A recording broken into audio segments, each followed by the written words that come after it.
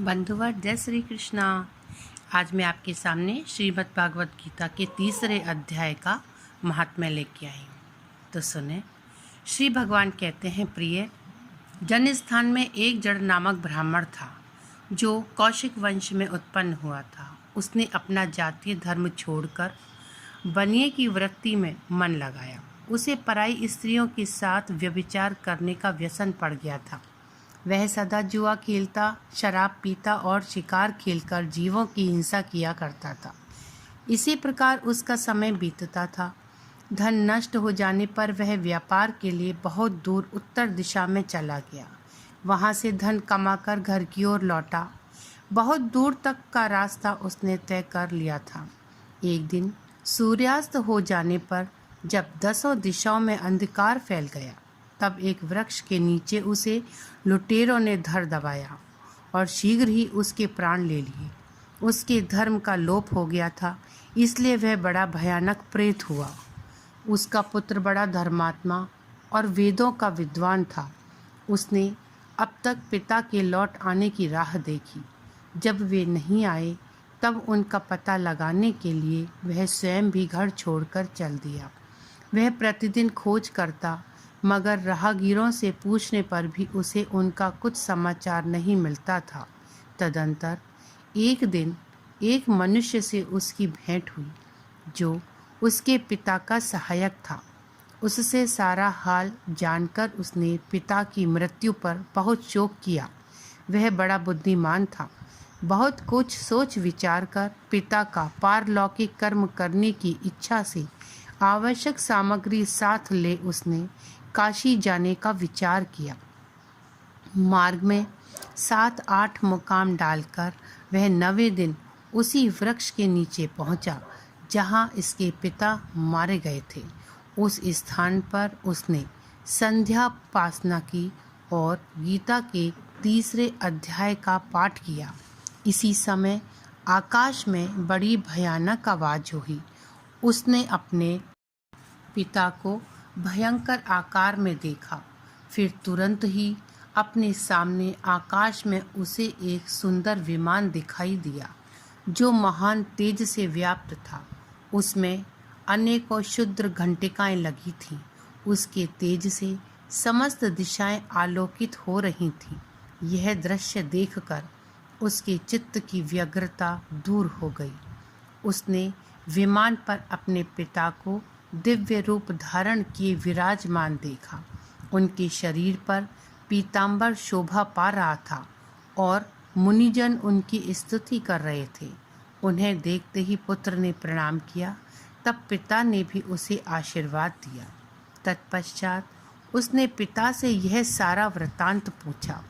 उसके उत्तर में पिता ने सब बातें बताकर इस प्रकार कहना आरंभ किया, बेटा, दैववश मेरे निकट गीता के 3 अध्याय का पाठ करके तुमने इस शरीर के द्वारा किए हुए दुष्ट कर्म बंधन से मुझे छुड़ा दिया। अतः अब घर लौट जाओ, क्योंकि जिसके लिए तुम काशी जा रहे थे वह प्रयोजन इस समय 3 अध्याय के पाठ से ही सिद्ध हो गया है। पिता के यों कहने पर पुत्र ने पूछा, तात, मेरे हित का उपदेश दीजिए तथा और कोई कार्य जो मेरे लिए करने योग्य हो बताइए। तब पिता ने उससे कहा, अनंत, तुम्हें यही कार्य फिर करना है। मैंने जो कर्म किया है वही मेरे भाई ने भी किया था। इससे वह घोर नरक में पड़े हैं। उनका भी तुम्हें उद्धार करना चाहिए तथा मेरे कुल के और भी जितने लोग नरक में पड़े हैं उन सबका भी तुम्हारे द्वारा उद्धार होना चाहिए। यही मेरा मनोरथ है। बेटा, जिस साधन के द्वारा तुमने मुझे संकट से छुड़ाया है उसी का अनुष्ठान औरों के लिए भी करना उचित है। उसका अनुष्ठान करके इससे होने वाले पुण्य उन नारकी जीवों को संकल्प करके दे दो। इससे वह समस्त पूर्वज मेरी ही तरह यातना से मुक्त हो स्वल्प काल में ही श्री विष्णु के परम पद को प्राप्त हो जाएंगे। पिता का यह संदेश सुनकर पुत्र ने कहा, तात, यदि ऐसी बात है और आपकी भी ऐसी ही रुचि है तो मैं समस्त नारकी जीवों का नरक से उद्धार कर दूंगा। यह सुनकर उसके पिता बोले, बेटा, एवमस्तु, तुम्हारा कल्याण हो, मेरा अत्यंत प्रिय कार्य संपन्न हो गया। इस प्रकार पुत्र को आश्वासन देकर उसके पिता भगवान विष्णु के परम धाम को चले गए। तत्पश्चात वह भी लौटकर जन्म स्थान में आया और परम सुंदर भगवान श्री कृष्ण के मंदिर में उनके समक्ष बैठकर पिता के आदेशानुसार गीता के 3 अध्याय का पाठ करने लगा। उसने नारकी जीवों का उद्धार करने की इच्छा से गीता पाठ जनित सारा पुण्य संकल्प करके दे दिया। इसी बीच में भगवान विष्णु के दूत यातना भोगने वाले नारकी जीवों को छुड़ाने के लिए यमराज के पास गए। यमराज ने नाना प्रकार के सत्कारों से उनका पूजन किया और कुशल पूछी। वे बोले, धर्मराज, हम लोगों के लिए सब और आनंद ही आनंद है। इस प्रकार सत्कार करके पितृलोक के सम्राट परम बुद्धिमान यम ने विष्णु दूतों से यमलोक में आने का कारण पूछा। तब विष्णु दूतों ने कहा, यमराज, शेष शैया पर शयन करने वाले भगवान विष्णु ने हम लोगों को आपके पास कुछ संदेश देने के लिए भेजा है। भगवान हम लोगों के मुख से आपकी कुशल पूछते हैं और यह आज्ञा देते हैं कि आप नरक में पड़े हुए समस्त प्राणियों को छोड़ दें। अमित तेजस्वी भगवान विष्णु का यह आदेश सुनकर यम ने मस्तक झुकाकर उसे स्वीकार किया और मन ही मन कुछ सोचा। तत्पश्चात मदोन्मत्त नारकी जीवों को नरक से मुक्त देखकर उनके साथ ही वे भगवान विष्णु के वास स्थान को चले। यमराज श्रेष्ठ विमान के द्वारा जहाँ क्षीर सागर है वहाँ जा पहुँचे। उसके भीतर कोटि कोटि सूर्यों की समान कांतिमान नील कमल दल के समान श्याम सुंदर लोकनाथ जगत गुरु श्री हरि का उन्होंने दर्शन किया। भगवान का तेज उनकी शैया बने हुए शेष नाग के फणों की मणियों के प्रकाश से दुगना हो रहा था। वे आनंद युक्त दिखाई दे रहे थे। उनका हृदय प्रसन्नता से परिपूर्ण था। भगवती लक्ष्मी अपनी सरल चितवन से प्रेम पूर्वक उन्हें बार बार निहार रही थी। चारों ओर योगी जन भगवान की सेवा में खड़े थे। उन योगियों की आंखों के तारे ध्यानस्थ होने के कारण निश्चल प्रतीत होते थे। देवराज इंद्र अपने विरोधियों को परास्त करने के उद्देश्य से भगवान की स्तुति कर रहे थे। ब्रह्मा जी के मुख से निकले हुए वेदांत वाक्य मूर्तिमान होकर भगवान के गुणों का गान कर रहे थे। भगवान पूर्णतः संतुष्ट होने के साथ ही समस्त योनियों की ओर से उदासीन प्रतीत होते थे। जीवों में से जिन्होंने योग साधन के द्वारा अधिक पुण्य संचय किया था, उन सबको एक ही साथ वे कृपा दृष्टि से निहार रहे थे। भगवान अपने स्वरूप भूत अखिल चराचर जगत को आनंद पूर्ण दृष्टि से आमोदित कर रहे थे। शेषनाग की प्रभा से उद्वासित एवं सर्वत्र व्यापक दिव्य विग्रह धारण किए नील कमल के सदृश श्याम वर्ण वाले श्री हरि ऐसे जान पड़ते थे मानो चांदनी से घिरा हुआ आकाश सुशोभित हो रहा हो। इस प्रकार भगवान की झांकी करके यमराज अपनी विशाल बुद्धि के द्वारा उनकी स्तुति करने लगे। यमराज बोले, संपूर्ण जगत का निर्माण करने वाले परमेश्वर, आपका अंतःकरण अत्यंत निर्मल है।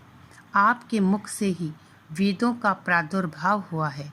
आप ही विश्व स्वरूप और इसके विधायक ब्रह्म हैं। आपको नमस्कार है। अपने बल और वेग के कारण जो अत्यंत दुर्शद प्रतीत होते हैं, ऐसे दानवेंद्रों का अभिमान चूर्ण करने वाले भगवान विष्णु को नमस्कार है। पालन के समय सत्वमय शरीर धारण करने वाले विश्व के आधारभूत सर्वव्यापी श्री हरि को नमस्कार है। समस्त देहधारियों की पातक राशि को दूर करने वाले परमात्मा को प्रणाम है।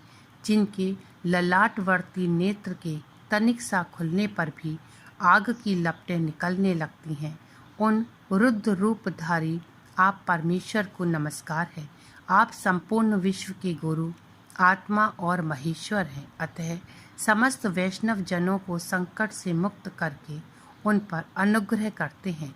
आप माया से विस्तार को प्राप्त हुए, अखिल विश्व में व्याप्त होकर भी कभी माया अथवा उससे उत्पन्न होने वाले गुणों से मोहित नहीं होते।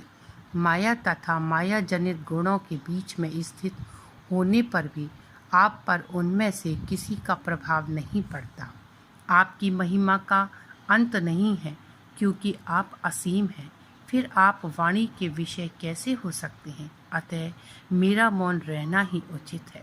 इस प्रकार स्तुति करके यमराज ने हाथ जोड़कर कहा, जगत गुरु, आपके आदेश से इन जीवों को गुण रहित होने पर भी मैंने छोड़ दिया है। अब मेरे योग्य और जो कार्य हो उसे बताइए। उनके यों कहने पर भगवान मधुसूदन मेघ के समान गंभीर वाणी द्वारा मानो अमृत रस से सींचते हुए बोले, धर्मराज, तुम सबके प्रति समान भाव रखते हुए लोगों का पाप से उद्धार कर रहे हो। तुम पर देहधारियों का भार रखकर मैं निश्चिंत हूँ। अतः तुम अपना काम करो और अपने लोक को लौट जाओ। यूँ कहकर भगवान अंतर्धान हो गए। यमराज भी अपनी पुरी को लौट आए। तब वह ब्राह्मण अपनी जाति के और समस्त नार की जीवों का नरक से उद्धार करके स्वयं भी श्रेष्ठ विमान द्वारा श्री विष्णु धाम को चला गया। अभी आपने श्रीमद् भागवत गीता के 3 अध्याय का महात्म्य सुना। जय श्री कृष्ण। बंधु